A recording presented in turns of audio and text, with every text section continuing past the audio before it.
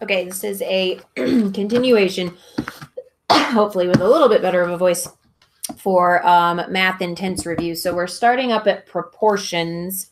There's one thing that I definitely wanted to point out a little bit more so and work a little bit more on in light of some kind of recent changes to proportions. And I've realized that there might be something that some of you are kind of skipping over initially with proportions. So I want to look at what a proportion actually kind of is and what it means. And this is included a little bit into your proportions classes. But we spend most of the time in proportions working on solving proportions or setting up ratios or changing a ratio into a proportion and solving that. And one of the important skills that you need to have is understanding what a proportion is and essentially being able to say that something is or is not in proportion. So if they asked you yes or no, is this in proportion, you would need to be prepared for that. And then also if they ask you to choose an equivalent proportion. So they'll give you like some options and they'll essentially say which of these options is equivalent to this particular proportion. So for two things to be in proportion, essentially means that they are two sets of numbers that relate to each other in the same way.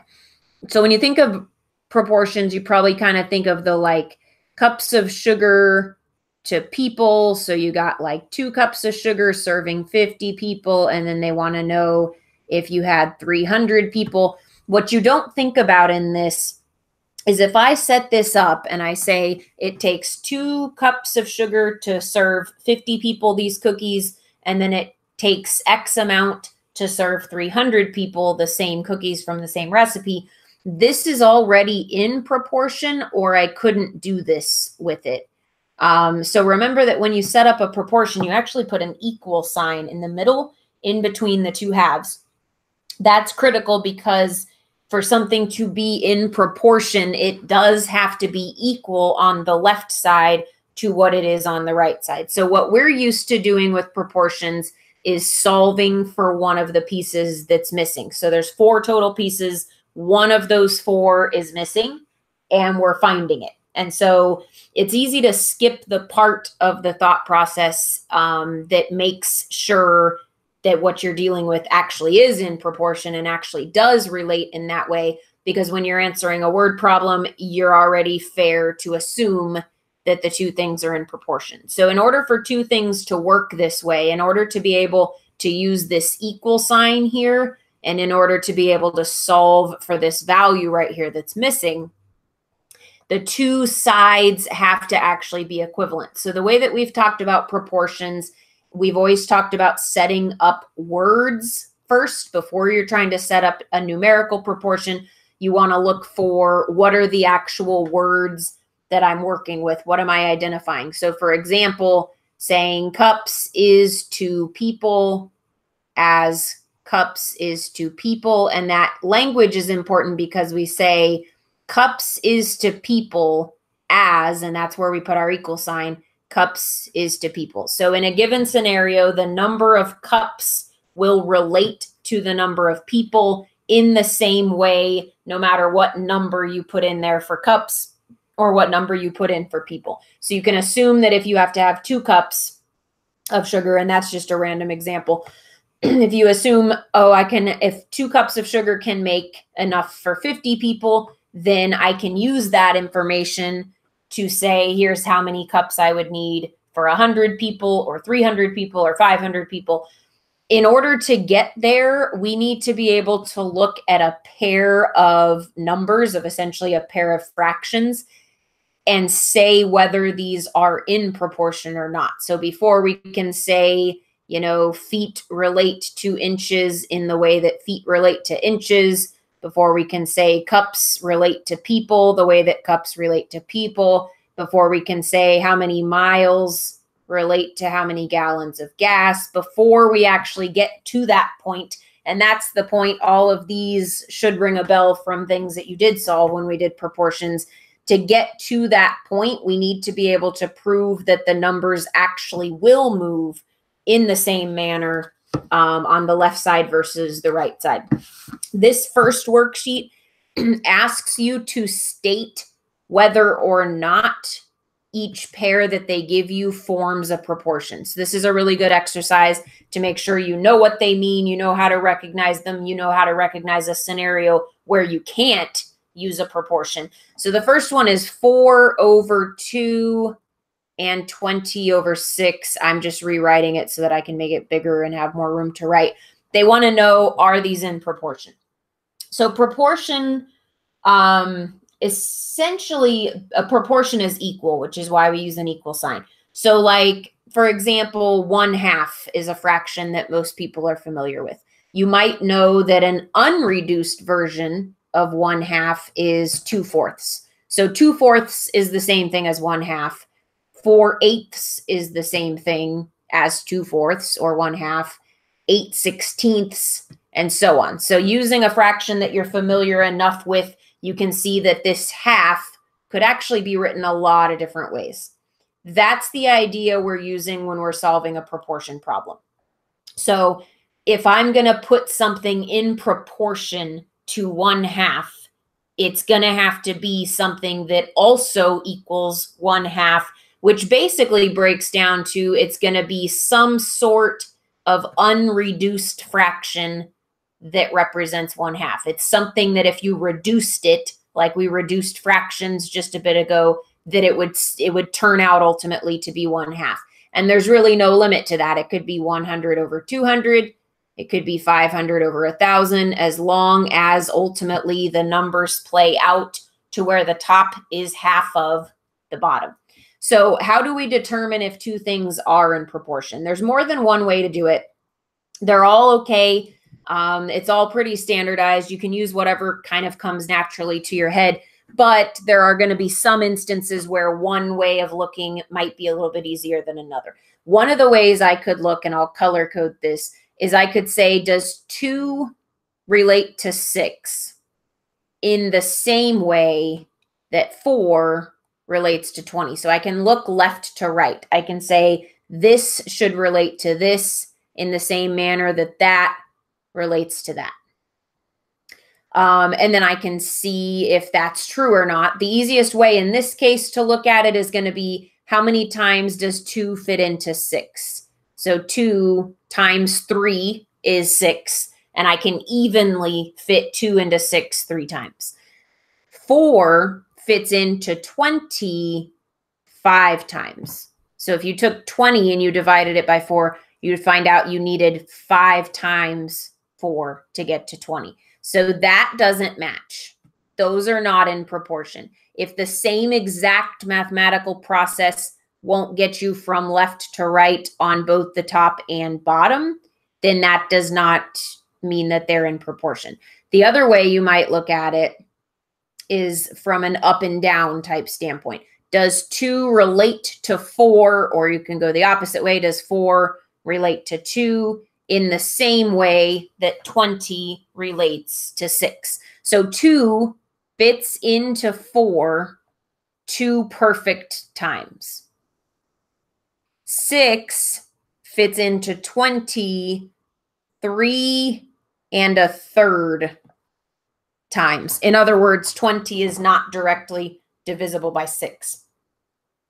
So for both of those reasons, these are not in proportion. This is a pair that is not in a proportion. So you couldn't say 4 is to 2 as X is to 6. All I did there was take the 20 out and pretend we don't know it.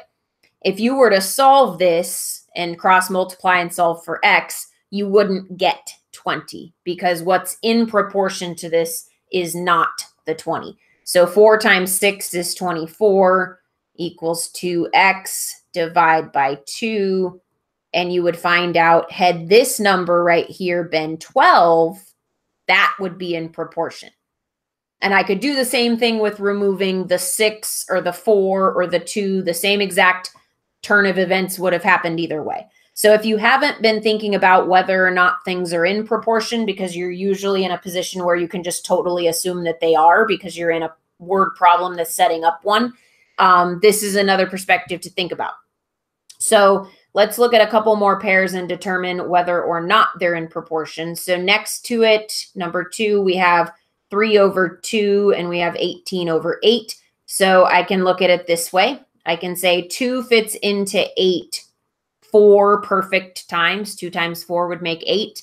3 fits into 18 6 perfect times. So again, that's not equal. They should be behaving exactly the same way left to right in order to be in proportion. I can double check that by checking a different way. I can look at 2 and 3 and 8 and 18. This is where I said sometimes one scenario will be easier for you to use than another. This is difficult because 2 doesn't fit into 3 a perfect number of times, so it's hard to picture whether they're working the same way or not.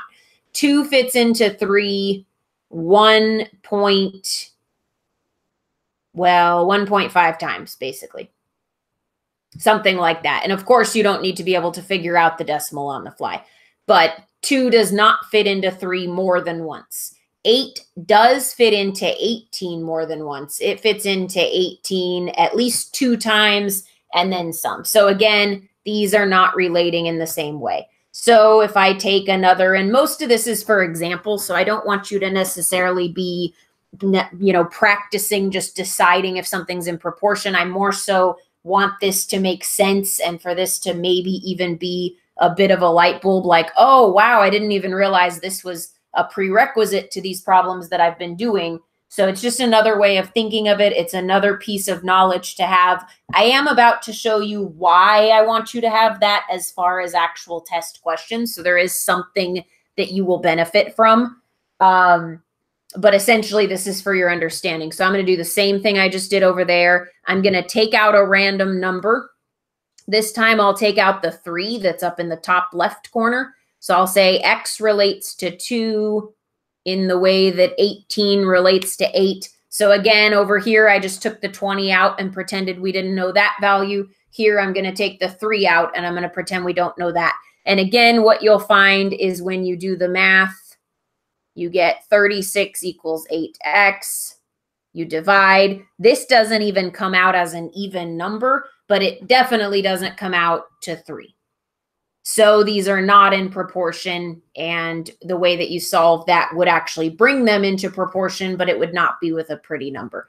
One more of those that we'll look at so that we can find one maybe that is. So 4 over 3 and 16 over 12. You'll notice that sometimes they seem right side up, sometimes they seem upside down. You can actually flip them if you want. So if you don't like the fact that the bigger numbers are on the top here, you can flip them over. If you recall from class, I've always said it doesn't actually matter which number is the top one and the bottom one. What matters is that you pick the same thing to put on the top for both sides, and you pick the same thing to put on the bottom for each side. So I can flip this over if I want to. When I flip it over, it says 3/4, which is probably a little bit more relatable to most of us. So we want to determine, does 3 relate to 4, how 12 relates to 16?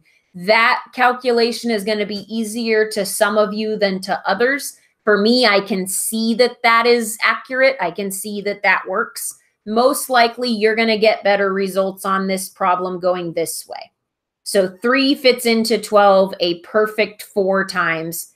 4 fits into 16 a perfect 4 times. 3/4 is 0.75. If you put it in the calculator, 12 divided by 16 in the calculator would give you 0.75. So this is the first time we're answering, yes, those are in proportion. 3 relates to 4 in the exact same way that 12 relates to 16. And to stretch our thought process just a touch more, let's think about whether we could actually come up with another thing that would be in proportion with these two. So what's another thing that would be equivalent to the same proportion? So what about, let's say I put 18 right there.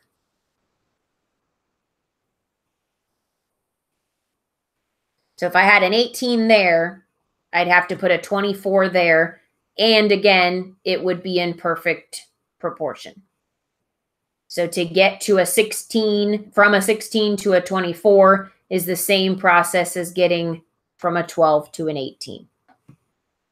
Essentially how I came up with that, and again, you should not have the skill of being able to come up with that necessarily on the fly. I'll show you a very similar skill you need to be able to do. I basically took 3 times 6 and then 4 times 6. So if I took the exact same multiplication and applied it to the top and the bottom, if you do the same thing to the top that you do to the bottom, you will get another thing that's equivalent. I could do that in lots of different ways. I could say 3/4, 12/16. I could say 15/20. All of these are going to represent 0.75. So this is equivalent to that, and to that. Here's where you're going to need that's going to be similar. So there are questions that ask, they'll give you a ratio. So they'll say, you know, what's equivalent to the following ratio? And they'll give you something like, for example, 5:6. So they'll say, here's a ratio, it's 5:6, and you're going to have to determine which value is equivalent. So this is a new, not necessarily a new question type, but I hadn't seen it in a while, and now it's back, where they want you to essentially be able to say A, B, C, or D, one of those answers is equivalent in ratio to 5/6. Another way of saying that is it's in proportion to it. So you'll need to be able to take a ratio and find another ratio that is equivalent to the ratio that they gave you. And then they're going to give you options. So I'm going to give you options, but I put a little bit of a twist into this for class purposes. I made it where some of these are good and some of them aren't. And it's not like the test, because on the test, there's just one answer that is equivalent, and then all the others are not equivalent. Here, I'm going to tell you that there could be more than one that is equivalent to this, and we're going to decide that for ourselves, and we're just going to circle all of the ones that are equivalent. This is a better way to stretch your thought processes because it makes it really easy when you're on the test and there's just one that works and you just have to find the one.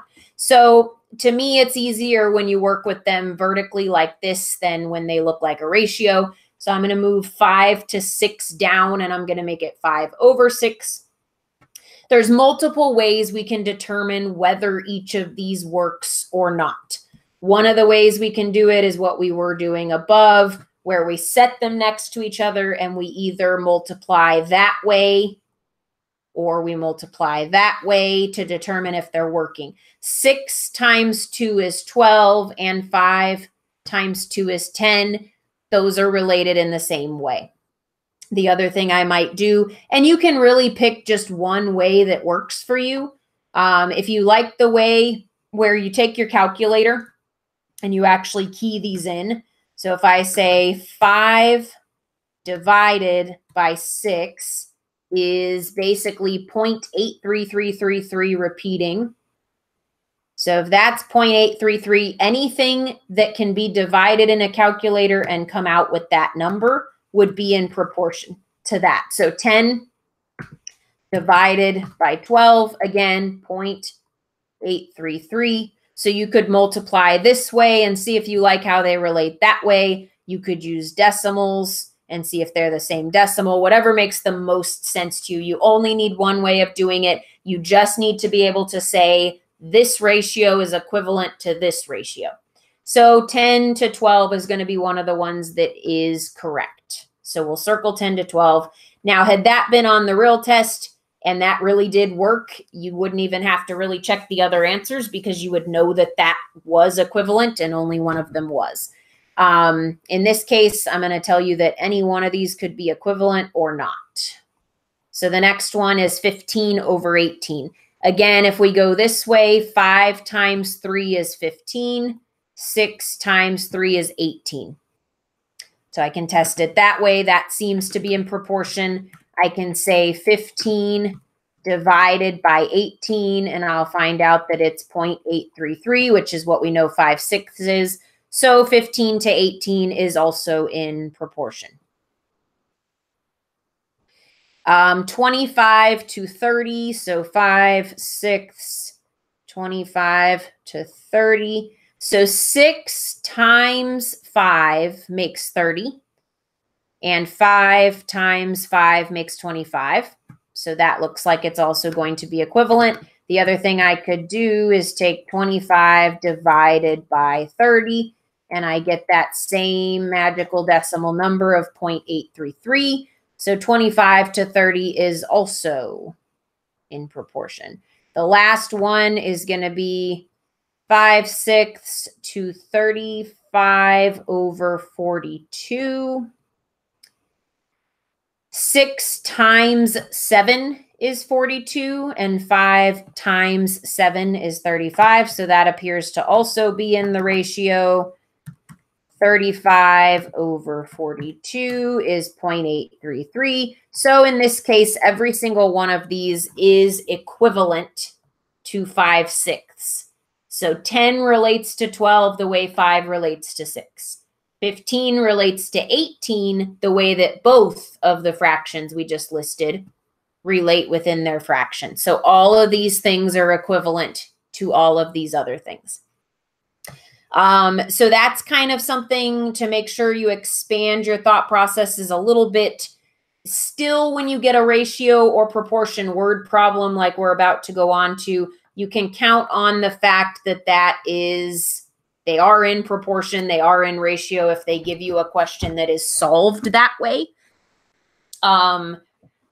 Let's say ratio equivalent. So this is our last example like this, to 1 to 3. And your choices are 3 to 9, 3 to 6, 3 to 12, and 5 to 25. I would say for the purposes of this class, pause the video so that you can have a chance to look at this. It could be one that's correct. It could be multiple. I won't say. That way you can test all of them and get lots of extra practice at testing. So pause real quick because I'm going to give the answer in just a second. And then determine how many of these, which of these might be equivalent to the ratio of 1 to 3. So, and this is the answer. So pause if you're at the last second and haven't paused. So 1 to 3 is like saying 1/3. If we were to divide 1 by 3, it would be 0.333 if you use that method. 3 to 9, 3 is 1/3 of 9. So that is going to be equivalent to 1/3.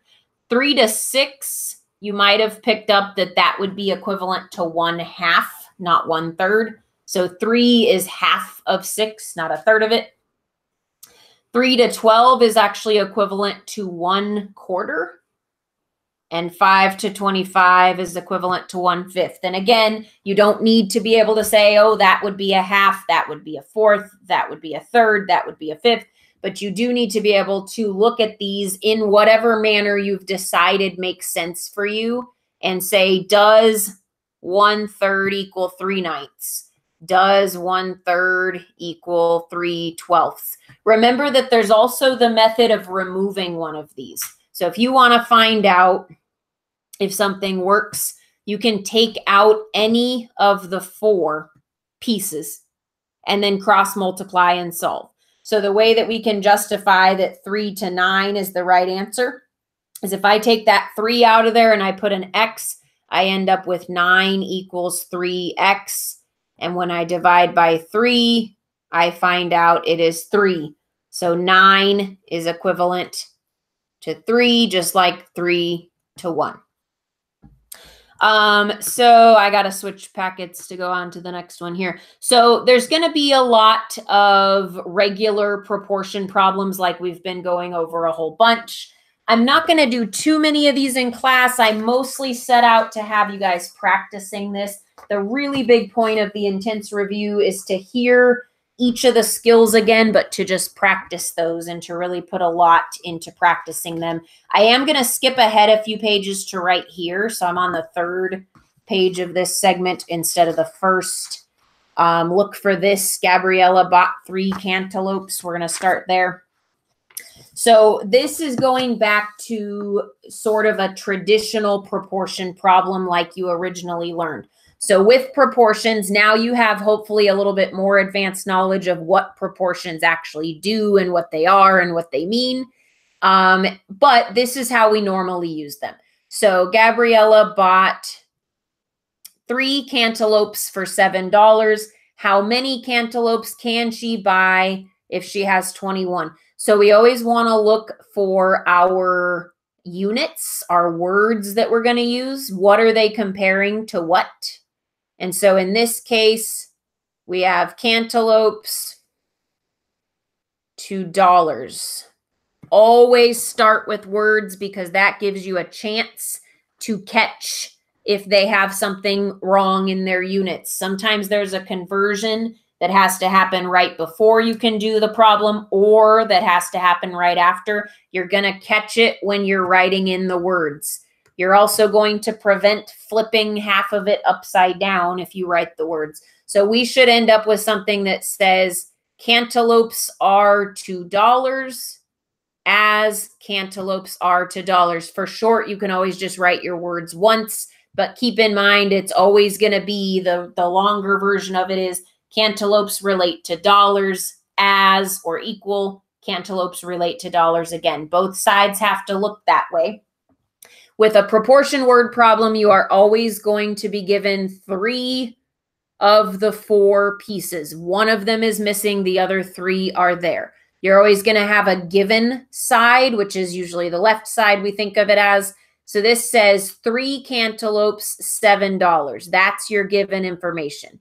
So for this first part, they gave you the top and the bottom. They said 3 cantaloupes is to $7 as, and on the other side, they gave us the money. They gave us $21. They didn't give us the cantaloupes. That's what we're looking for. They just as easily could have given us a quantity of cantaloupes and asked us how much money it would have been. It's exactly the same thing.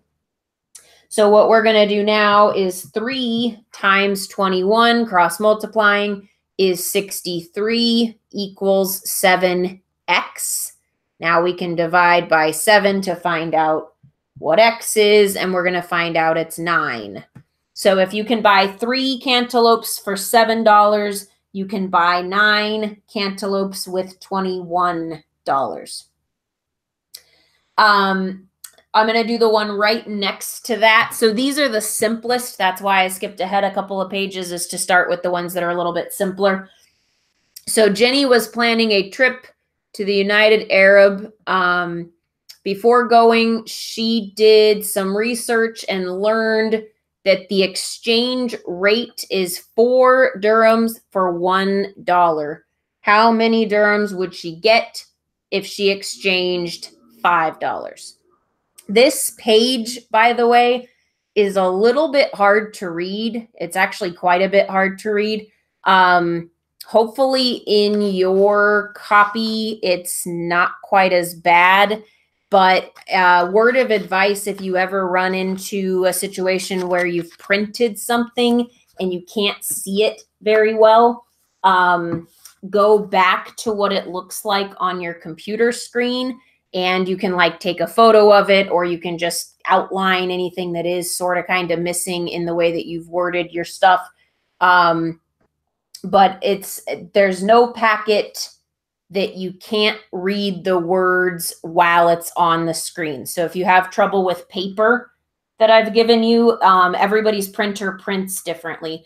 This one that I'm working from is a copy of a copy. So I'm hoping that yours is not quite as bad, but if it ever is, pull up your original email download. And hopefully you can read it better there so that you can either trace it or clarify it or rewrite it or whatever you need to be able to see the info that you need. So these ones with money conversion, they can be kind of tricky where they kind of put, like, for example, there's one in your other packet that you might remember running into that was pesos and dollars, and they put like peso equals dollars, and then when they went to ask the question, they swapped the order of pesos and dollars. So that does actually happen on a lot of conversion questions, and you're going to want to make sure that you are moving in the direction you think you're moving on the two different halves of the problem. So in this case, we have an exchange rate. I guess that's what I mean is when they say, oh, well, the exchange rate is this, they might put that in a different order than the way they ask the question. So the exchange rate, make sure you always begin with your words, is going to be 4 to 1. I think that says, yeah, 4 to 1. How many dirhams would she get if she exchanged $5? So dollars is on the bottom, and we're missing the top. So 4 relates to 1 as X relates to 5. You want to make sure that your two components that have a dollar sign are parked either both on the top or both on the bottom. Again, doesn't matter whether it's top or bottom. As long as you don't have dirhams to dollars, dollars to dirhams. That's what you don't want. So 4 times 5 is 20 equals, in this case, that's a 1. So it's just X, and that is the conversion. So if you can get 4 for $1, then you can get 20 for $5. These are kind of your typical, really this worksheet is really easy proportions, but these are sort of the typical setup where it's fairly obvious what the words are that you're supposed to be using. It's fairly obvious what the two pieces are that are given right at the beginning of the problem. And then it's just up to you to put the missing piece in, cross multiply and divide. And that's kind of your typical problem. When we talked about these in class, we talked about a few types. So we talked about regular proportion problems like what we just did. Then we talked about proportion problems where one of the units might be off. So for example, they might have used minutes in the first part of the problem, and then when they go to ask you the question, they say hours. And it's really easy to miss that and not even think about it and just put down a 30 in one place and a 3 in the other and not realize that you've got minutes in one spot and you've got hours in another. That's where your words are super important, because then hopefully you will notice that your words don't match up. There's also ones that have conversion. So the advanced proportions, you typically see them on the worksheets that I title advanced. They'll have a conversion that has to happen before you can ever build the proportion, similar to minutes and hours and what that situation would look like. Or they might say that something is this many feet tall and has a shadow that's this many feet long. And then the next part of the problem says meters instead of feet.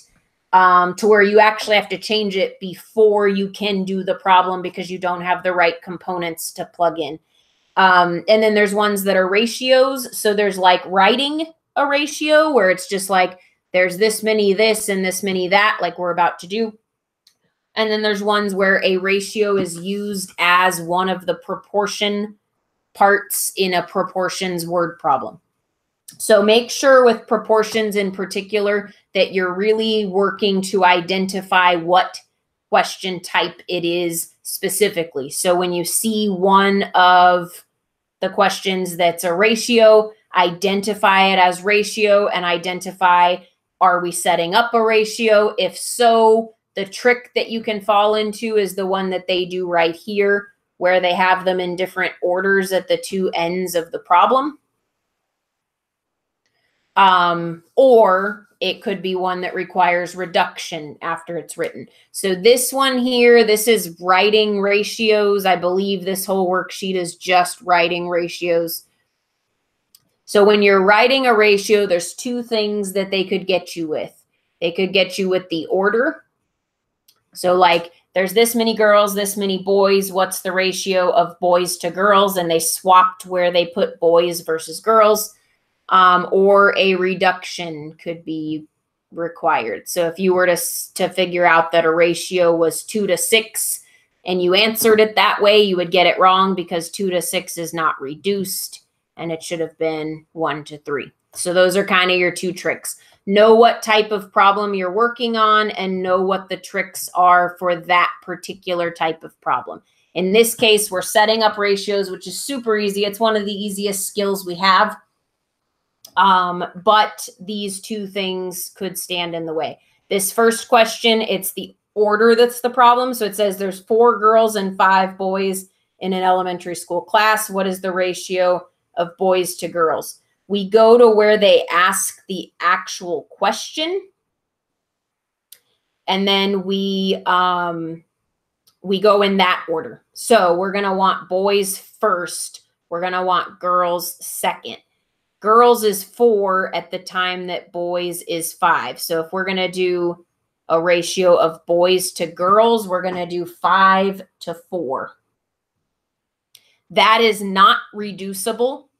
You could certainly have both of these things happen at the exact same time. You could have them in the wrong order and then need to reduce them. 5/4 is done, but it would have been very easy to write 4/5 because that's the order it was in when we were up here where the numbers were given. These ones that have a little star, that's another part of the same problem where you're going to answer another question. So if a new family moves to town and they have 2 girls and a boy, what is the new ratio of boys to girls? So we did have 4 girls and 5 boys. We're going to add 2 girls and we're going to add a boy or 1 boy. So let's look at how that affects our numbers.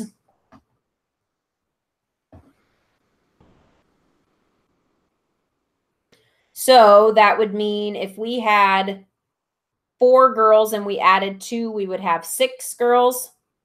If we had 5 boys and we added 1, we would have 6 boys.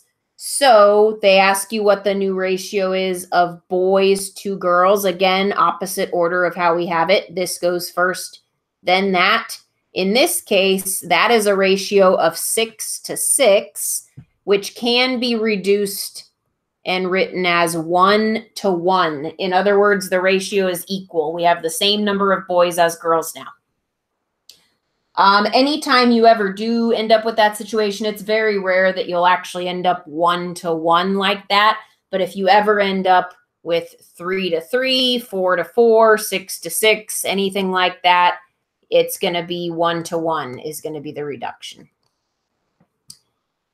One more of these that I'll do. There are 13 spades, 13 clubs, 13 diamonds, and 13 hearts in a deck of cards. What is the ratio of spades to clubs? So spades is right there, clubs is right there. This is another different type of instance where you have a 1 to 1 ratio. 13 relates to 13 in the same way that 1 relates to 1. And that means that they are equal. You have the same number of spades as you have clubs at a given point. There's lots more setting up ratios on this page. I also added in a couple worksheets that have some stuff that's kind of tricky. On this next page, there are 2 that you need to cross out because they go into an arena that the tests really do not go into. That's very complicated and awkward, and you don't have a strategy for it because you don't need one. So 2A and 6A, cross those completely out. We do not want to do those. I won't even have them on the key because they're a completely different can of worms to open, and we're not going to open the can of worms. So 1A says a jar of pinto beans and black beans is in a ratio of 1 to 1. 300 of the beans are pinto beans. How many beans are there in total in the jar? So you got to be a little bit careful with this wording because this says they're 1 to 1. And then it says there's 300 pinto beans. Well, if there's 1 to 1 and there's 300 pinto beans, then there are 300 black beans as well. It would be very easy to think this was the piece of information they were looking for. Read the actual question again, read the whole thing again a couple of times, read it over real quick, and determine why I'm about to set up the fact that 300 is not the answer to this question. I'll give you a second to read it a couple times. You're used to questions being a certain way. So be careful not to assume that they're going to ask a particular thing.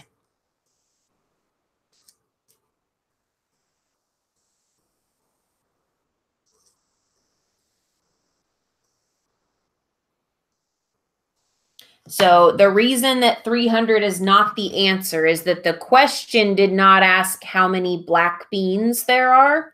So 300 would be the answer to, there's this many pinto, how many black beans are there? This says how many beans are there in total in the jar.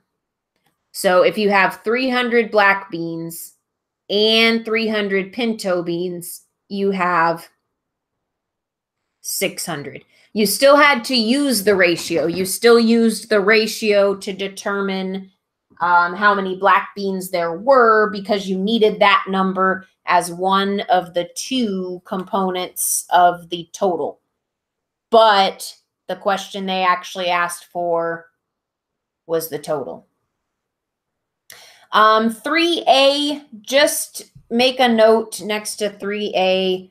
This is to stretch your thought processes. You shouldn't expect a question quite this difficult, but one of the things I'm targeting with this intense review is making sure that you're ready to be asked a different question than you've been asked before, because you don't want to get so much into a habit of a particular question being what you're expecting that you don't realize when they change it a little. If you had trouble with 1A, that would be a case in point for what I'm talking about, because you're expecting that the question was about black beans. So you have to be extra careful. In most instances, the questions are what you think they are because I've prepared you for a particular type of question and a particular set, and that is what you'll typically be asked, is the ones that we've really been driving home for a long time. But you want to watch for other circumstances, and you want to think about the fact that the skills you've been developing work for more instances than what you know that they work for. So if something is not written the way you're expecting, if something's not the same problem that you thought it was when you first read it, don't allow your confidence to get shaken upon that realization, because you still have the skills to use whatever you can from the strategy and do a different type of problem. Read 3A a couple of times through. Don't get intimidated by the fact it definitely has something in it that looks brand new. Just read through a couple of times and think of what we do know about this that might allow us to solve this.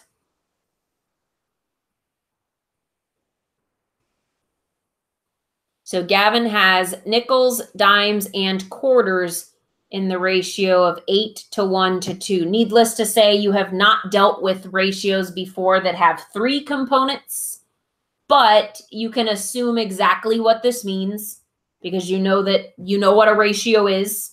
You see that there's 3 components to this and there's 3 parts to the ratio. So what they're actually saying should make a lot of sense. You just might be a little bit worried about how am I going to deal with the third part, but that's not something that we need to worry about yet.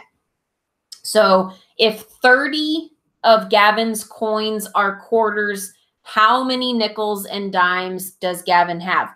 This isn't going to work exactly the way that you typically do your ratios, but it is going to have a lot of similarity. The first thing we need to do, especially because there's 3 components, but we also do it when there's 2, is make sure everything is labeled. So nickels to dimes to quarters. Remember that a ratio is always written in the same order that the words go. If 30 of Gavin's coins are quarters, I'm going to put my letters up here. If 30 of them are quarters, how many nickels and dimes does Gavin have? So this isn't going to be quite as simple as what you typically do with a ratio, but you are going to be able to apply the same kind of concepts to it. So if I have 30 quarters, then I can solve for either one first. So let's think about nickels and quarters. We need to use quarters because that's the thing we have info about. So let's think about how we would relate nickels to quarters. We already have the initial information about how nickels relate to quarters from here. So when you have 2 quarters, you have 8 nickels. So we can set this first part of the proportion up as 8 is to 2. 8 nickels to 2 quarters. We know that from the ratio we have. And then we know how many quarters we have in the new scenario. So 8 nickels to 2 quarters relates to how many nickels when we have 30 quarters. All we have to do now is do our cross multiplication. So we're going to do 8 times 30 divided by 2. And we're going to find out that x in this scenario equals 120. And we can fill that into our bottom part of our ratio. So if we have 8 nickels to every 2 quarters, then if we have 30 quarters, we have 120 nickels. Think about now, and pause after I explain this. Think about now, can we do something similar with dimes? Can we now figure out how many dimes? Can you do it in a similar way to what you just did? Try that. See if you can figure out what number we're going to put right here in the middle for dimes, using what you know already and what you've already done, and then using what we did with nickels and quarters. So pause and try that. See if you can complete the rest of that. I'm going to start resuming, so do pause if you haven't paused and you want to. So we can do essentially the same thing here with dimes to quarters. Again, you can't use, I guess you could use nickels now that you figured out nickels, but it's always better to use the numbers they gave you just in case you made a mistake somewhere. So it's best to continue relating to quarters. Quarters, we have this number and that number for quarters. When we have 1 dime, we have 2 quarters, and I'm getting that from the original ratio. So if our nickels are 8 to 1 to 2, nickels, dimes, quarters, we have 1 dime when we have 2 quarters. So the question becomes, how many dimes do we have when we have 30 quarters? 30 times 1 is 30, divided by 2 is 15 dimes. That number should make sense and resonate because you had 1 to 2 in the first place. So you have twice as many quarters at any given point as you have dimes. Again, that question was meant to stretch your thought processes and stretch your confidence on this type of thing a little bit. There are a few other instances that are kind of like that coming up that you can definitely use as practice to see how far you can take your strategies. But remember that proportion and ratio questions are always you relating what you know and what they've given you to a scenario where you have less information. So whether you do it in the perfect way, whether you set it up as a perfect proportion problem or not, you're ultimately taking info about one thing and applying it to another thing, and there's always just that one piece missing. So you can always create a relationship between the 3 pieces that you have, and that can determine what the 4th piece is that you don't have. Let me see if there is in the middle here. These are word problems. These are supposed to be more like normal kind of word problems, similar to some of the things that you saw in fundamentals where we were just working on word problems. Some of these are very easy. Some of them have tricks built into them, even some of the ones that do seem like they're easy. They're all just word problems. And that's one of the categories on the test is you learn all these strategies for ratios and proportions and percentages and all these harder things. And then there's a lot of things that are just word problems. And really, in theory, they are a lot simpler because they're just a word problem. You don't have to have a percentage scenario. You don't have to have proportions knowledge. You just have a word problem. They sometimes build in tricks to those, or they make them easy to make a mistake on. So you'll see a lot of ones that are about money or something where you could make an error fairly easily. So like number one is a super simple word problem. Most of you will think that number one is pretty easy. Lisa is cooking muffins. The recipe calls for 7 cups of sugar.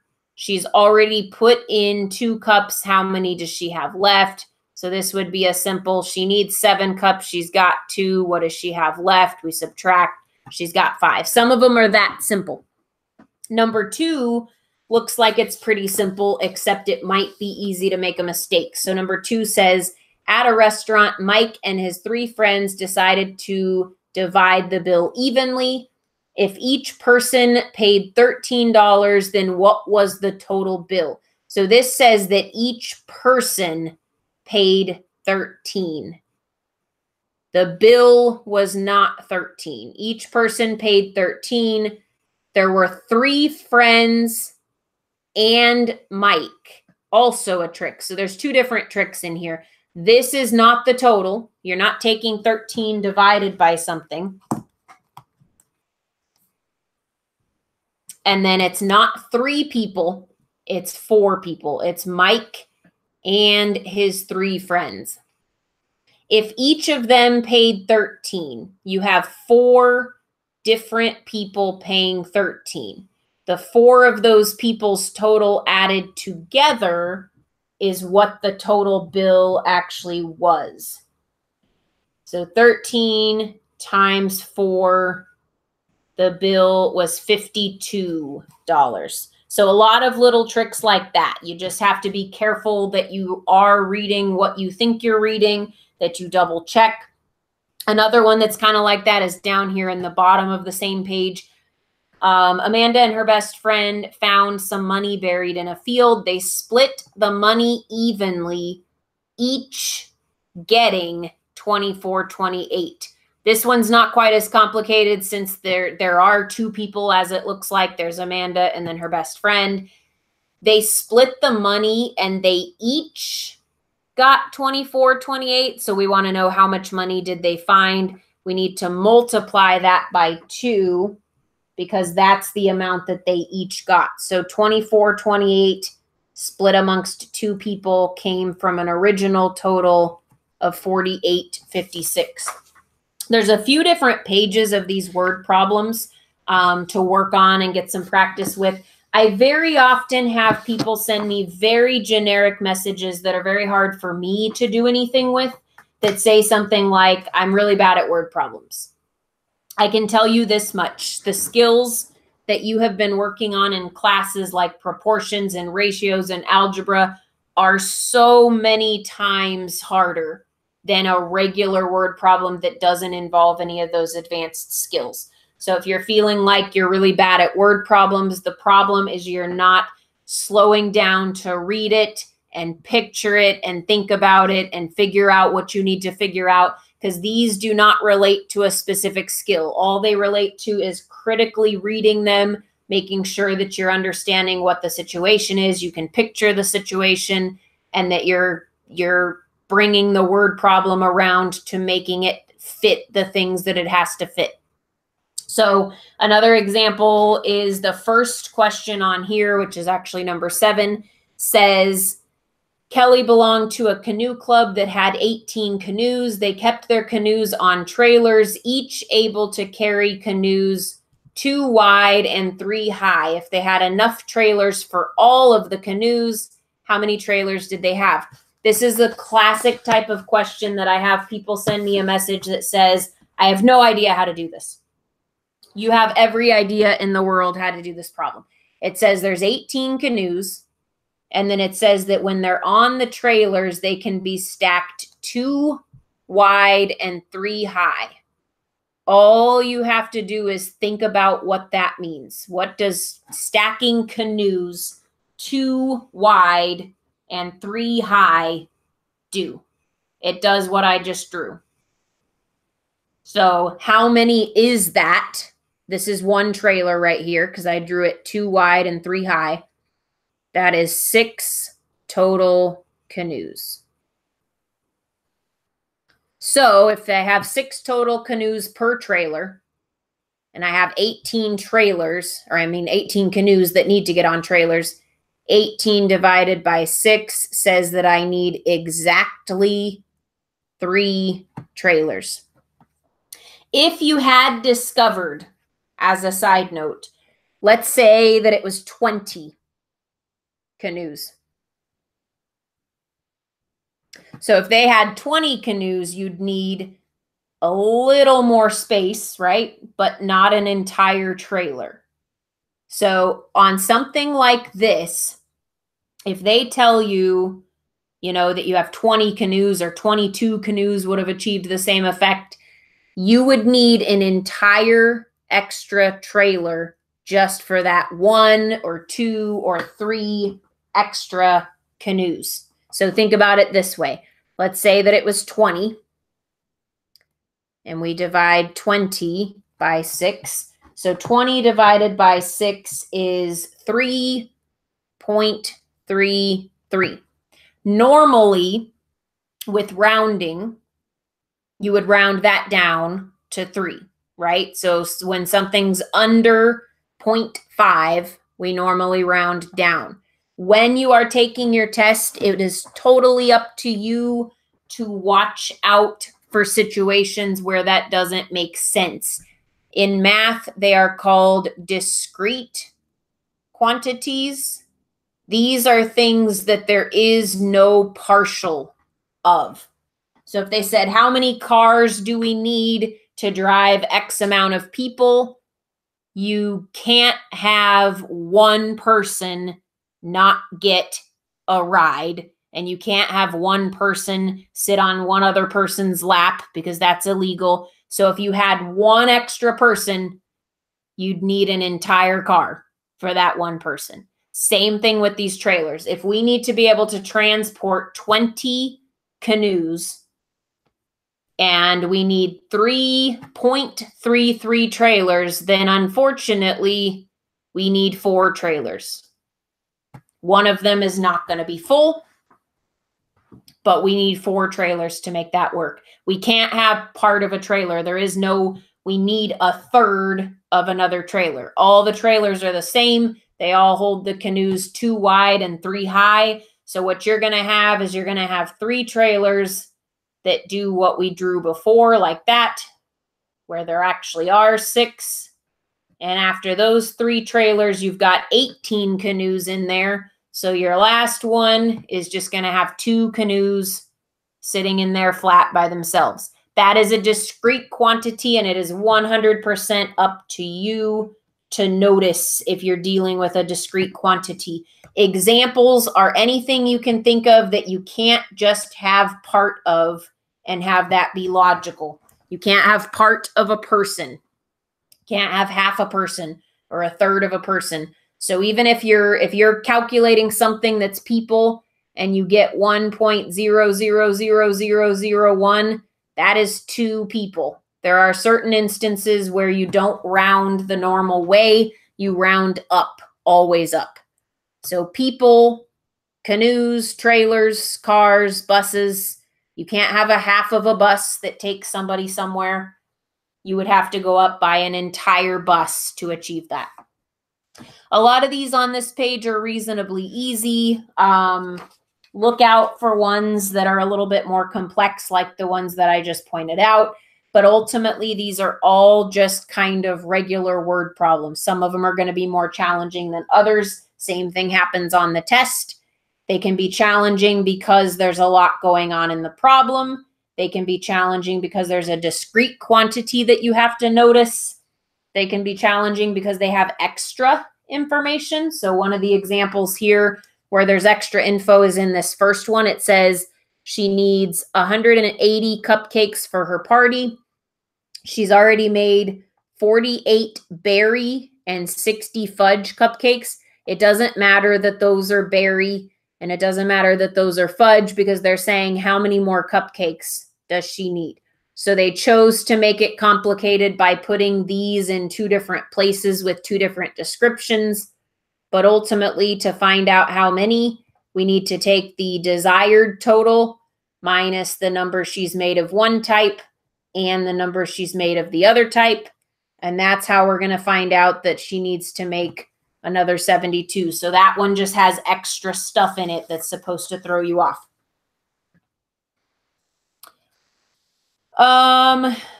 Keep going here, a couple more pages up. So the next page that you want to look at is advanced proportion practice. You had lots of advanced proportion stuff in the other class, and you do want to keep studying that also. This one, I kind of gave you a mix of different things. I did give you some that are misleading. So I will tell you in certain instances here, it might look like there is a conversion that needs to take place, but there actually isn't. So they might throw extra info in that makes it seem like there's too many different units when there actually aren't. The very first one I'll do with you, this is very much a classic version of a question that you would see on the test. A recipe containing 20 cups of sugar serves 50 people. So there's our givens. If you have 400 people to serve, and sugar is sold in 3-cup bags, how many bags will you have to buy? This question requires conversion. Anytime that I say conversion, what I mean is either something that you're supposed to use in your problem isn't the right unit, or you're needing to answer in a different unit than what your problem can put out. Conversions are completely up to you critically thinking about what you have and what you can build and what you can't build and how you're going to get from point A to point B. Conversions are 100% up to you. So in this case, our givens are cups of sugar and people. So cups of sugar and people. What we need to answer in is how many bags. There's no way, if our given information is in cups and people, there's no way we can have bags pop out of this equation. We have to figure out cups, and then we have to use this info here to change the format of our answer. So what we're going to do is 20 cups of sugar serves 50 people. X cups of sugar serves 400. This is going to put an answer out that is in cups. We do have the information we need to take that answer that's in cups and turn it into bags. But we're not going to do that now because there's no way to use this proportion for bags. Our givens are in these 2 units, so we are limited to those units. So then we have 400 times 20 divided by 50 is 160 cups. So if it takes 20 cups for 50 people, then it takes 160 cups for 400 people. We don't want our answer in cups. We want our answer in bags. To get to bags, we need to use this info that 3 cups fit in a bag. So if we take 160 and we divide by 3, we will get 53.33. Again, think about quantities and discrete quantities. If we truly need to serve 400 people, do we buy 53 bags of sugar? Or do we have to buy a 54th bag of sugar? We can't buy half a bag. So if you truly have 400 people to serve, and it sounds like you do, even though one of your sugar bags is going to have some sugar left in it, you need 54 bags of sugar, because otherwise you're going to be short a cup, a few cups, and that's not going to work. So 54 bags, because it's a discrete quantity. It will be right in front of you and obvious if you do have a discrete quantity. They're not super common, and a lot of the questions on the test have, they just come out evenly. They don't do decimals, and they don't make you have that thought process a good percentage of the time. But if you ever do get a decimal and it is on something that seems like you can't really have a decimal, or you can't really go with a part of something because it won't work, like a bag of sugar, I think they would get upset if you were in Target and you emptied out 1/3 of a bag of sugar and left the other 2/3 sitting there. So they would make you buy the extra bag. The second one, I just want to remind you, when you see this and it's in this proportion, and if you see this question, it's going to look just like this, except maybe not the same numbers. 2 3/8, you cannot use a mixed number in this context at all. You cannot use a mixed number at all. So make sure you turn 3/8 into a decimal. Take 3 divided by 8 in your calculator. This is the same thing as 2 3/8. This is what you will need to use in your proportion. So I put this in here to remind you. These are very easy questions, and they always come out nice and even. But for all the places that I tell you to leave fractions alone and to never ever make a decimal out of a fraction, this is one of the few places you do actually want to do that, because these problems are set up where that's going to work the best and nothing else will really work. So if you do see something where it's like 1.5 cups of flour, change it to 1.5. The decimal will work itself out in the problem. A couple of these that are coming up, just as an FYI, may have a conversion that needs to happen, and they may not. So you have to look critically for whether these conversions need to happen or not. At the very bottom of this page, there is something that I want to work through because I get a lot of questions about it. So this is a scented candle and an unscented, and they want to know which one burns slower and what its rate is per hour. This is more or less, I don't know if the numbers are the same, but this is more or less a question you could see. So you have a scented candle that burns 1/2 inch per hour. And then you have an unscented candle that burns 1/3 inch in 30 minutes. This is kind of a proportion, but it's actually a lot simpler than a proportion. So I'm not going to recommend going crazy with the really in-depth proportion stuff to be able to do this. What I recommend is thinking about why it's so hard to compare these. So you read the question and it says, which one burns slower? And you're trying to figure that out, and it's really, really, really not obvious. Think about why it's not obvious. So it's not obvious because they're not in the same unit. It's like dealing with gallons of gas versus tanks of gas at the same time, or dealing with hours and minutes in this case. So to make this make sense, we either need to change the scented candle into a 30-minute increment of time, or more practically, we need to change the unscented candle into an hour. Because if this said per hour, then it would be super easy to just look at the two fractions and determine which one is faster or slower. So how do we do that? Well, if 1/3 of it burns in 30 minutes, how do you get from 30 minutes to an hour? There's 2 30-minute increments in 1 hour, right? So an hour consists of 2 chunks of 30 minutes.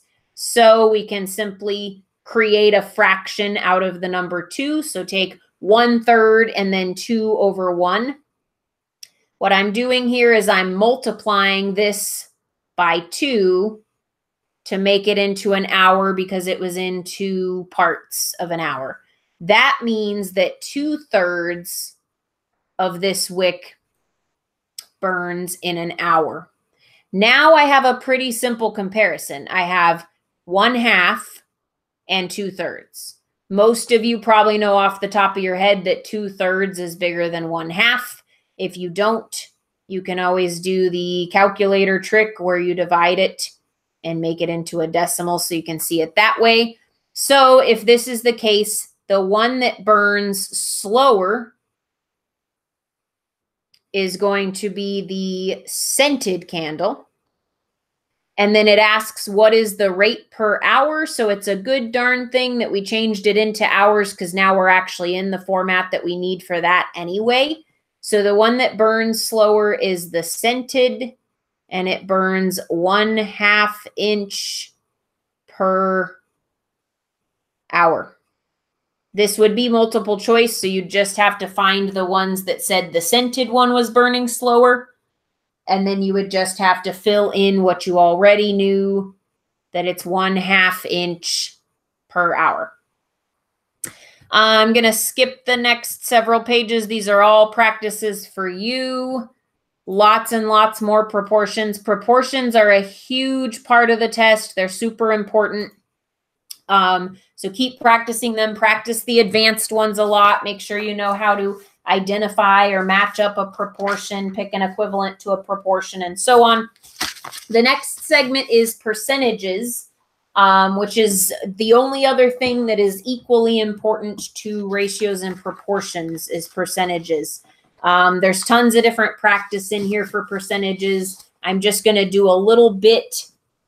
So remember that there are 4 scenarios that you use in percents. Hopefully by now you have them pretty well memorized. Remember as well that you need to be identifying the scenario right away. So not only do you read a problem in a math test and say, oh, this is a percentage problem, you also, if it's percentages, you want to say that it's one of these 4 scenarios. If you don't remember the numbers specifically for the scenarios, that's okay. I would recommend doing it that way because it's easier to manage everything at once. But as long as you can think to yourself, oh, they gave me a part and a percent, or they gave me a total and a percent, as long as you can come up with those pieces and identify what it is, then you can put the appropriate operation into play. So scenario 1 is where you get 2 numbers that function like a part over total.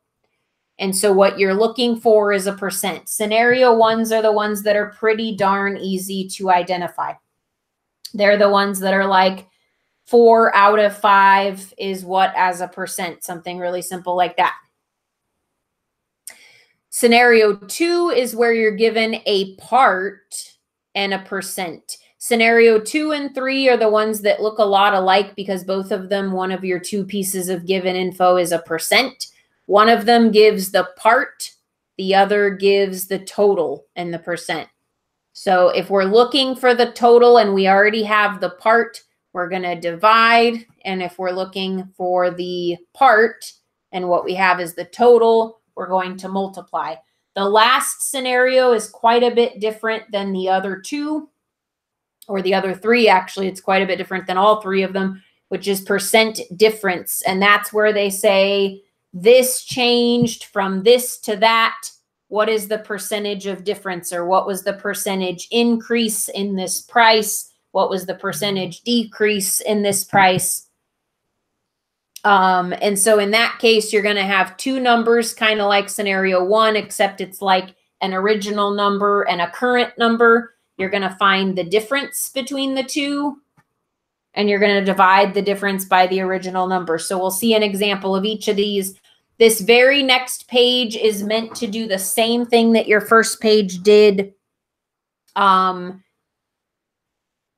you did your percentage apps class the first time where we just identified the scenario number and that was it. So you want to read the way that they word these and you want to identify a scenario number. You want to make sure you're really good at that, because before you start dealing with problems that have all kinds of factors involved in them and everything, you want to make sure that you can identify which scenario you're in very easily. So pause here and do up through number 6 on this page. So you're going to do the first 6 of these. Pause to do that. Identify 1, 2, 3, or 4. These should all be 1, 2, and 3. And then I am about to go through those answers. So if you have not started to do that yet, do.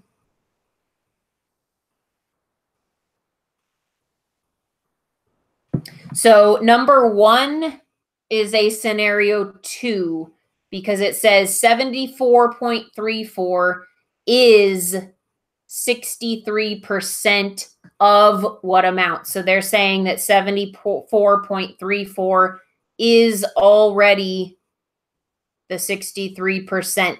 What we don't know is of what. It's 63% of what. So we're looking for a total. We have a part, and that is a scenario 2. The second one is a scenario 3. This is a total. This is a percent, and they want you to find 24% of 647. So what we're missing is the part. Number 3, that is a scenario 1.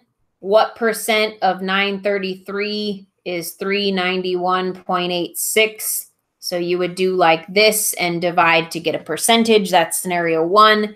Number 4 is scenario 3. What is 81% of 811? So they want you to take a percent of a total. 5 is also scenario 3. They want you to take 85% of 891. And then 6 is a scenario 1, where you would take 176.54 and divide that by 182. You can go back and do the math for these. I certainly would recommend it. It will be on the key. But start with identifying scenario. Do the same thing on the next page. Start by identifying the scenario. So I've identified the first few. I have number 1 and 2 identified as scenario 3. I have number 3 identified as scenario 1. And I have number 4 identified as scenario 2. We'll work these ones out for the sake of example of how those scenarios play out. When you have a 3, you multiply. So both of these 2 are 3s. We're always going to multiply. 25% of 176, we take 0.25 times 176. So a scenario 3, we multiply. 0.25 times 176 is 44. So 44 is 25% of 176. Same thing here. So we have a scenario 3. We're going to take 0.90 times 20. And that's going to be 18. Number 3 says 24 is what percent of 30? So that means 24 is the number on the top. 30 is the number on the bottom. 24 out of 30 equals 0.8. And when we put that into a percentage, that's 80%. Number 4 is scenario 2. It says 80% of what number is 94. So if 94 is 80% of a number, then we're going to divide 94 by 80%. And it turns out that that number would be 117.5. So if 94 is 80% of it, then 100% of it, the total number is 117.5. It does say round to the nearest tenth on this one. always watch for that in an instruction. A lot of times they actually will tell you where they want you to round to. It just depends. So always watch for that, but keep in mind with a multiple choice test, they'll never completely get you there because you can just look at what they did with their answers and figure out how to round. So I'm going to keep going and going here because we have tons more to cover, and these should all be relatively easy. So always identify a scenario. Always read the wordings very carefully. Think very hard about how the wordings are working. And make sure you have the correct scenario. If you have the correct scenario, you're pretty much in the green zone. So just be very careful with that. Remember that with percentage problems, there's going to be situations where there's an extra step. So for example, this one says Ben earns $12,800 a year. About 15% is taken out for taxes. How much is taken out for taxes? So this question just wants to know basically what is 15% of 12,800. They could have easily asked a different question that required a different type of math. They could have said, what does he make after taxes? Then you would have had to find out what 15% is and subtracted that number out. Same thing with like a discount. They could say something is 30% off, or they could say, so they could say something is on sale for 30% off. They could say, what is the discounted amount? How much is it being discounted by, which is just finding out the 30%. Or they could say, what is the price after the item is discounted, in which case you have to find out what 30% of it is and then subtract that. So watch for those kind of second step type things when it comes to percentage problems. Keeping going here. So lots and lots and lots of problems in here for practice for percentages. Lots and lots. And I got to switch packets. This should all be in order for you if you printed. So the last couple things are algebra, metric, and geometry. So I'm going to do a very quick review of algebra because I think most of you are pretty good with algebra. I'll remind you of the things to watch for, things to practice. So this first page is 1 and 2 step problems with integers.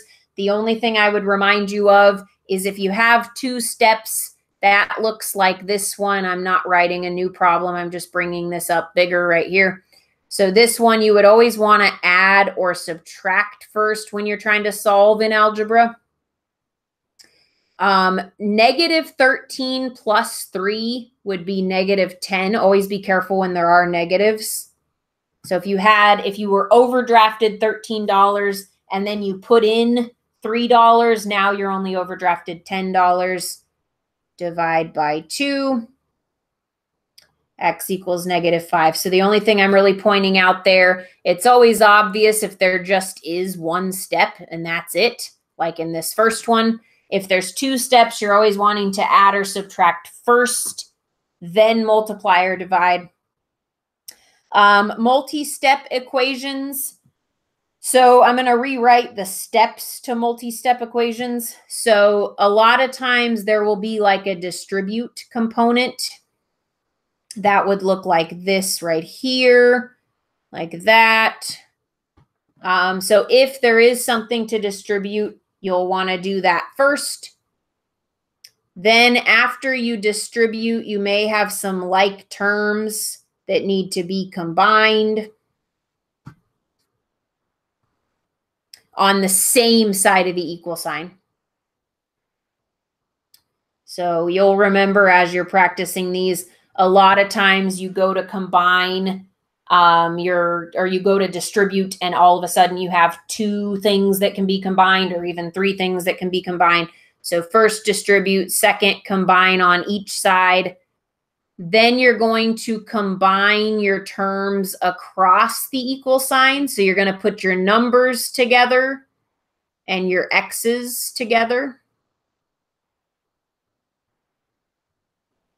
And remember, in order to do that, you have to use opposite functions. You have to subtract a positive number to move it to the other side, or if it's negative, you'd have to add it to get it to the other side. Combine your x's together and combine your numbers together, and then you will solve for x. Those are your steps. So let's see, where's one that's got a fair amount going on with it? So let's look at 13 as an example of this. So you're going to distribute out this 6 first and foremost. So 6 times 1 is 6. 6 times 3 is 18, and that has the letter K next to it. And then over here, you got negative 18 minus 6K. So the distribution did not leave me in a situation where I needed to combine any terms on one or the other side of the equal. I'm ready to combine across. I always prefer to combine my letters first. So 18K and 26K, or I'm sorry, 18K and 6K is 24K. Equals, and now I'm going to subtract 6 there and there. And that's going to be negative 24. So this one turns out pretty simply. K equals negative 1. So there will be varying extents of these different things. Sometimes there's nothing to distribute. Sometimes you won't have to combine like terms on one side or the other. Sometimes combining across will solve for x. Sometimes it won't, and you'll have to do something additional to solve for x. This is the better page for practice on these. This helps with those weird negatives that cancel each other out, and kind of all the weird random circumstances that you could end up running into. So keep practicing on the multi-step equations. Keep making sure that you're careful with your distribution and your negatives, especially when you're distributing a negative value. Be extremely careful with that. We'll do one more example here. This is kind of in the middle of that next page. So negative x times 3 is negative 3x. Negative 6 times negative x, that's going to cancel out to become a positive. And then don't forget to bring this down. Now we're going to need to combine some terms. So all of this on the left, these are all x values. So we can put them together. So I've got negative 3 plus 6x, which leaves me at 3x plus 2x is 5x. And that combines all those x's together. And then I still have one more step. I'm just going to move up to here so you can see my step. And that's going to be to divide the 5 off. So that would turn out to be x equals 3. That had a distribute, combine on one side. That one did not have combining across, because once we combined the like terms here, we were already at our solving point. So every one of them will vary a little bit. The next page is writing an expression. Very, very important to get good at writing expressions. A lot of them have the greater than or the less than. Some of them have an equal sign. I'll do just the first couple, and then this is for you to practice. So 5 less than x is greater than 20. The way that you achieve 5 less than x is you take x and you subtract 5. 5 less than x is x with 5 subtracted from it. Is greater than 20 looks like this. This is the most common type of written expression. Those happen all the time. 10 more than a number is 4. So again, how do you achieve 10 more than a number? You take a number. Remember that a number is always x. 10 more than that would be x plus 10. And then is 4. So is equals 4. 7 more than 2 times a number. So 2 times a number looks like 2x. 7 more than that would be plus 7. And then is 8 is equal to 8. Keep going on those. Most of you do fairly well with those, but need some experience in just reading the different configurations. Just read them carefully. Think about how you would relate something to x in those cases.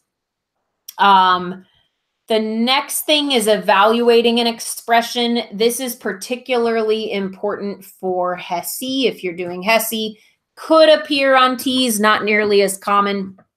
Don't worry about ones that have like weird exponents. So cross out the second one and this one. Just do the ones that are fairly straightforward. So they're going to give you a value that represents each of the letters that you see in your equation, and you're going to use that value to decide what the actual value of the equation they gave you is. So if M is 1, and then if Q is 5, we're going to have 1 plus 5 times 5. Which is the same thing as 1 plus 25, which is going to be 26. So that's the basic premise of these. Sometimes they'll repeat a letter and sometimes they won't. Here we're going to say Q is 3 times, and then P is 4 and plus 2. These can be added together. Remember that stuff inside of a parenthesis is always like the first thing in the order of operations if you can actually do it. You can actually add 4 and 2 together. So you're going to do that first. Then you're going to do 3 times the sum of those two, which turns out to be 6. So that's going to be 18. Lots more of those to do. The next little segment is something I'm going to go through very quickly because most of you are not going to really push very hard on the skill. This part, definitely get good at. The next part with the absolute value is the part that you don't need to take quite so seriously unless you're trying to score really high. So remember that if there's an inequality, we do everything the same way that we do it with an equal sign, except if we multiply or divide by a negative, then we flip the sign. That's the only thing that really makes an inequality any different than an equal sign, than an equation that has an equal sign. That and then the number line, which is kind of a separate issue and is a lot easier to deal with. So if I solve this first one, I'm going to add 2 there. I'm going to have x is greater than 6. Remember with the number line, if it's greater than or less than like this, it's an open dot because x could be anything that is greater than 6, but it could not actually be 6. If it's greater than or equal to with the underline or less than or equal to, we do a solid dot because x could actually be that value as well as any other value. So if x is greater than 6, remember that with a number line, we're showing x. What we're trying to show with the number line is x and what x could be. So if x is greater than 6, and we don't have an equal to here, so we're going to leave an open dot, greater than 6 would be this way. So x could be anything that's greater than 6. It could not actually be 6 in this instance. Get good at the number lines on these. The number lines are very, very easy. It's very practical. You just have to make sure you're looking at x and you're trying to show x. So you're going to use the value that's on the other side as your starting point. but where you're shading is to show what the possibilities are for what X is. I'm going to go to the next page so that we can do one that has a sign flip. So the very first one on this next page, I'm going to write it out to give myself some extra space. Looks like this. When I say multiply or divide by a negative, I mean when we actually take a negative and we multiply by it or we divide by it. So in this case, we're going to take -5 and we're going to divide that away from X. That is, in fact, dividing by a negative. So our sign is going to flip over. That is unrelated to whether that comes out negative or positive. That will come out negative if it was positive in the first place. If it was already negative and we divide another negative, it's going to come out positive. So this has nothing to do with flipping the sign. Flipping the sign is because we actively took a negative number and multiplied by it or divided by it. Basically, there has to be a negative value up against X for that to happen. So now when I go to show my number range, my sign is facing the opposite way from how it was facing before. So I'm going to start at -5. This does have a solid dot. And then when I'm showing X, X is less than or equal to, which is going to go to the left because remember, -6 and -7 are less than -5. And that would be my range. So keep practicing on those. The absolute value inequality, you're only going to deal with these and worry about these if you are trying to score very, very high on the test. So you want to keep in mind all of the inequality rules where we do our number line and where we flip the sign if we multiply or divide by a negative. And then along with that, along with following all of those rules, you're also going to follow absolute value rules. If you are trying to score into the 90s on the test, you should master this because there is one question you could get for this. If you are not seriously trying to do 92 or higher, you do not need to worry about this at all. For that reason, this is an extra supplement. If you did this was covered briefly in the regular algebra class as well. If you did this in that class and you're kind of in a practice mode on that, I added it to this packet so that you would have it for practice. My supplement videos are super cheap, short little videos that are for specific things like this so that I don't have to have you stressing out over something like this if you're trying to get an 85 and you don't really have to learn something crazy like this. If you want to really deep dive into the absolute value inequalities, there is a supplement video that is for those that will very specifically look at inequalities and the properties of those, and then look at adding the absolute value and those properties. So I won't do those extensively in this class because a lot of you that are taking this don't need to go into depth with absolute value. So there will be one more segment to this video. I wish I could put them all together and have like a 3.5-hour video. Unfortunately, my voice doesn't do that. So the next two things are going to be metric, a quick review of the metric system, and then geometry. And that's going to be a much shorter video than the original two. So you'll pick up that third video right at the end of this one. And then you have practice to do for every single section. So you are able to keep going with all your different sections, figure out if there's anywhere you're having issues. So this next video you should have, by the time you're seeing this, you have all 3 videos and you can just instantly hit the play button on the last one. It'll be a little bit shorter and that will review metric and geometry. So I will see you in a minute.